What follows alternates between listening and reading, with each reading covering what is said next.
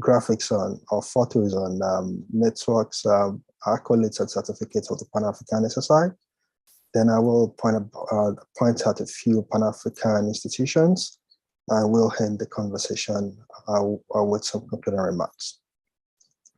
For the introduction, again, I'm Michael Adeyoshi, and I'm a casual academic at the University of Western Australia, the School of Mathematics, Physics, and Computing. I'm also a diplomat from the European Union Science Diplomacy Alliance. I was a senior lecturer and researcher at the Sheridan College in Perth, Australia, and the Cape Peninsula University of Technology in South Africa. I'm a South African NRF rated researcher. That's like the CSRO. I also became a professor at the University of Namibia. And I'm an alumnus of the Erasmus Mundus at the University of Montpellier, France, and the University of Cape Town, South Africa, where I obtained my PhD. I'd like to state that the views expressed here are not representing those of the past and current employers, of voluntary organizations, and relevant authorities where my vocations and skills are utilized. Existentialism and enlightenment. We would by now know some of the great philosophers that have spoken about enlightenment. Some of them Kant, Rousseau, Locke, Descartes. Descartes was the one that said, "I think, therefore I am. I am a thing that thinks." And there is also another philosopher that says that to be or not to be is to be. A good example of that will be the universe as it is claimed to be. We must understand that the universe is one. We are the universe, or you are the universe. You yourself, the universe is pretty much you in a reverse. And again, there was also this philosopher that says that all that I know, I have learned. So we're pretty much into vessels, just being fed with data that became information, and we began to compartmentalize them into good, bad, rich, poor, and so on. So on this note, I would want to point at some of good readings that could also shed some light on some of these things. One of those books I read was The Colonizer and the Colonizer by Herbert, and there is also The Oppressed and the Oppressor by Professor Paulo Freire. Existentialism is rather a form of philosophical inquiry that explores the problem of human existence. It is a philosophical movement that stresses individuals' unique efforts. In the table below is the classification or grouping of existentialism and enlightenment. So enlightenment focuses on philosophical rationalism and imperialism, while existentialism, on the other hand, focuses on experience and unanswered questions. In a nutshell, the Enlightenment age, more or less like the medieval times, had these philosophers that made us realize that what we are thinking, have been put into us in one form or the other through the media, through the environment we have, and we have to question them. And at the same time, as much as we apply rationalism and pluralism to them, there is also this movement, the socialism movement, that says, there are still unanswered questions, and the rational thought cannot only answer them. It is on this note that I would want to say that most of the things I was talking about here are generalized thoughts. So again, we take it, or I take it, and I would want you also to take it as we have learned these things in one form or the other, we've compartmentalized them. But at the same time, if we have to generalize them, we understand much more the information that is being passed across, where we have, where we're going, and what we can make to of ourselves. At this point, I would also want to generalize the terms Aboriginal, Indigenous, Natives, and Africa all as one. They refer to as Pan-African entities. they are all being confronted with challenges that pose realities and demands occasioned by domineering market economy. And for them to overcome these challenges and become self-actualizing, they need breathtaking speed, high-tech revolution, and dynamic technological inventions. They have to confront these with headlong solutions that are embedded in African reality. And so when I talk about the indigenous people, terrestrial islanders, Aboriginal, I'm also referring to Africans. We share the same traits and experience the same issues. Pan-African SSI stands for the Pan-African Strategic Studies Initiative. It's a group of people or community in Australia that are reaching out to all people across the globe. They support the First Nation refugees, all races, and the LGBTI, and so on. The association advances religion, sustains ethnic culture and Aboriginal heritage, fosters knowledge and skills acquisition. These are principal objects.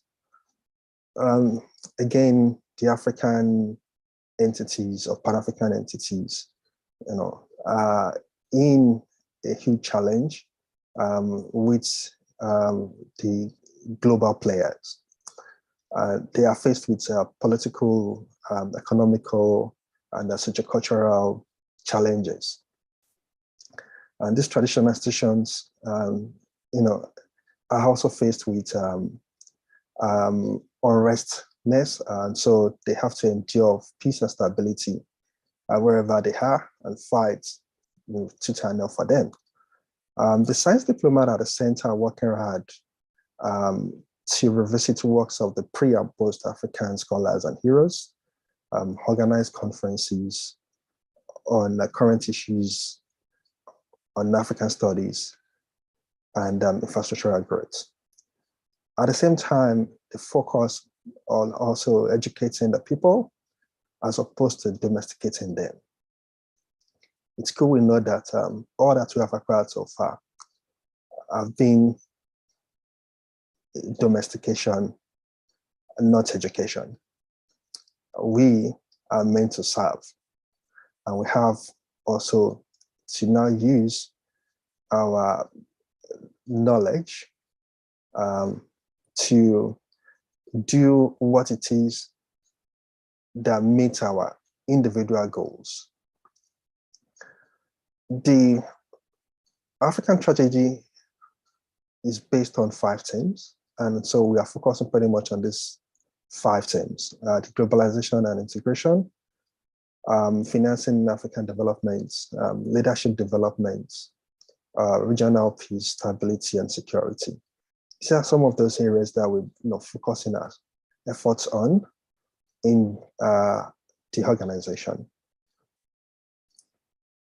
And I like to say that some of our current efforts include online education. So we have a learning management system where students across the globe enroll for courses, be it in business, information technology, first aid, and they do these courses and they get graded and hand out certificates.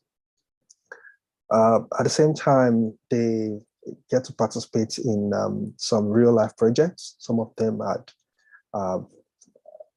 been involved in translating contents from one language or particular English language to indigenous languages.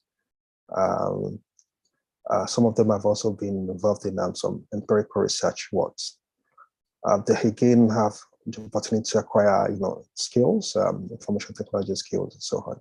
At the same time, the charity, I must say it's a charity, also offers technical solutions. One of them is a resource which is pretty much like Science Hub. I'm an academic and I'm not supposed to be promoting Science Hub, but I'm trying to let us know that what's also been provided by them. It's like a solution similar to science. So, yes, for the Pan-African SSR footprints, here is a map showing where the staff members, the partners or students have come from to date. Have partners in Canada, also in college, partners in London, or staff member in London. We've got students, mostly from Africa. And, these are countries like Nigeria, South Africa, Swaziland, Liberia. We've also had a few here in Perth. We've got partners in Johannesburg or Pretoria, South Africa. And we are growing. For some of the accolades, now on the I don't know if you can hear me too. I just had recording in progress. Just starting out. Oh yeah, sorry about that. Yeah, just keep going. Shall I start all over again? No. Oh, okay. So I could just ignore it. Yeah. Thank you. All right. On the left-hand side is a certificate from the European Science Diplomacy course that the institution participated in. And here shows a website screenshot from one of our partners, where we focus on language skills development, developing productivity tools in indigenous languages. Talking about Pan-African institutions, there are several of them across the globe. There are quite a number of them in Australia. And I like to say that the Pan-African institutions work very hard to provide the indigenous knowledge. We will perhaps know of the term Ubuntu, one, and we at this point cannot but refer to the founding fathers, the philosophers, of the African roots, like Webb de Beers, Marcus Garvey. And we also have the revolutionary African leaders. One may want to think that why should they be included amongst those set of people? Well, today we are talking about the indigenous people being oppressed, or the African nation being colonized. The knowledge is there and it has to be shared with the world so that we understand and we do move together as one with the entities or the states in order to forge ahead and make progress as humanity. It is on this note that we are calling for the decolonizing of education, and this is something that has been, called for both here in Australia, South Africa, in North America, South America as well. Yes, it's true that education today has been dumbed down. Again, we've been domesticated, not educated, and it's on this note that there is a call for the state to truly teach the trivium and quadrivium, the seven liberal arts. This is something that has been long awaited and it's been long called for. The seven liberal arts, and in this case, I'm talking about the grammar, logic, rhetoric, arithmetic, geometry, music, astronomy. All of these make seven liberal arts and the core of education. But unfortunately, they've not been taught in the elite schools, and so many of us today, and particularly the young ones growing up, are just going to the schools, and that's why we see people beginning to teach their words or children at home. Yet the contents are not there. Not everyone has the privilege of having these contents. Again, there is a call for teaching and learning indigenous languages. We know quite well of efforts in the Northern Territory where schools there were teaching indigenous languages, and the indigenous people were grasping and making progress in their education. It's quite unfortunate that this is not being continued. However, we are still calling for this. And that's why I said that the problems of the indigenous people in Australia here pretty much are the same as those of the Africans that have now been here. There is a need for the indigenous languages to be spoken, I know wherever people are, and they must be able to confidently speak this language. An effort to quench or discourage the ability to speak these languages is more or less like inflicting the people, with a language disease. And being monolithic, monolithic speaker, it's more or less like being language deficient, and again very challenged with a language. So it's more or less like saying that everyone is disabled. If you speak one language, you're disabled in speaking multiple languages. I beg your pardon. That's a language disease.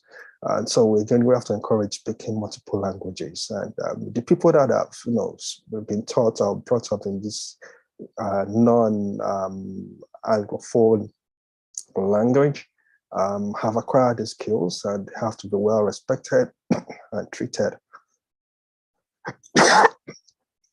About religion, there are states religions as we all know them, exist in various forms.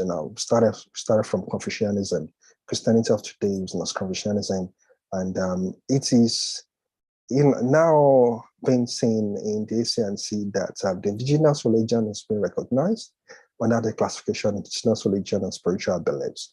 And I would want to say that there are always indigenous-based organizations that have struggled really hard, to exist and survive in these states or globe.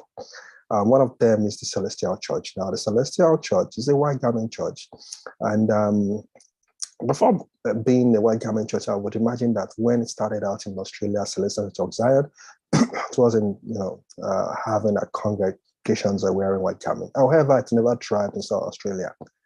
Only for it to thrive in Africa, and today it's being seen across the globe.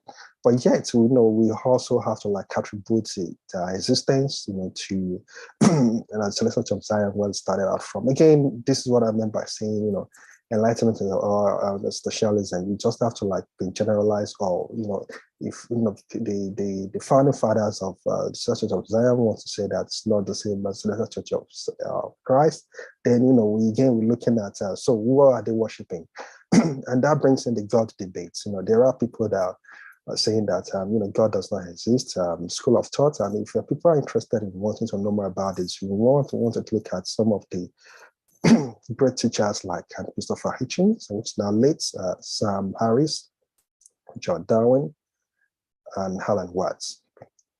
I would also need to recognize the Masonic brothers that they believe in the divine architect. So yes, we are beginning to see the states, recognizing the indigenous religion, the beliefs and so on. And one can not but think that, okay, this is now again being regularized, and states would have to make sure that it has to be monetized. For concluding remarks, I have presented a very ambiguous topic, brought about different matters. Amidst the bigger issues confronting the world, COVID-19, East-West power tussles, the indigenous affairs usually falling into cracks.